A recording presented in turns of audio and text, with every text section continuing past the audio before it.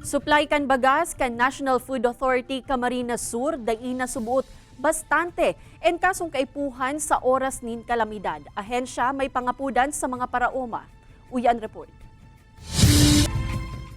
Dikit asinday bastante sa ngunyan ang supply kan paroy asin bagas ka National Food Authority Camarines Sur.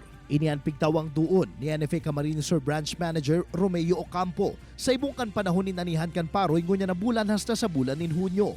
Saro sa pigiling na rason kan ahensya sa likod kan dikit na supply, iyo ang pagpapabakal kan mga paraoman nin paroy sa mga pribadong kumpanya, imbis na ipabakal sa gobyerno nin huli sa masalangkaw na presyo.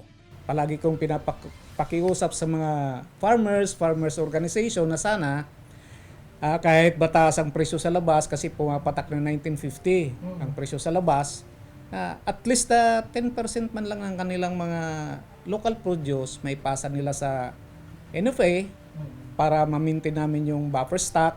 Kinakaipuan kaya na may 171,000 na kabanin bagasan sa indang opisina, tanganing mamantiniran sa indang buffer stock, alagad sa presente. 15,000 na kabanin bagas asin 40,000 na kabanin paroy na sanan igwasinda. Kung magkaigumanin da ipiglalaom ang kalamidad siring kan bagyo, da isubut bastante ang natatadang supply na ini, tanganing madistribuiran ng 50 munisipalidad sa probinsya kan Camarines Sur asin Camarines Norte.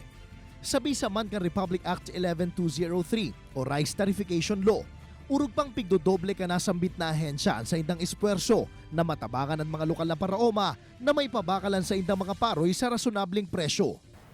Tumaas ng konti, but then dahil nga walang tigil ng pagtaas ang presyo ng abono at yung iba pang production cost, yung krudo natin, yung manpower, lahat tumataas.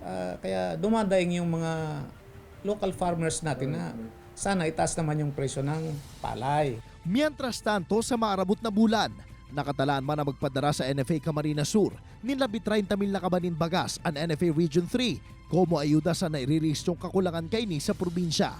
Kaibahan si Gerald Gandia, Jesse Cruzan, Balitang Bicolandia.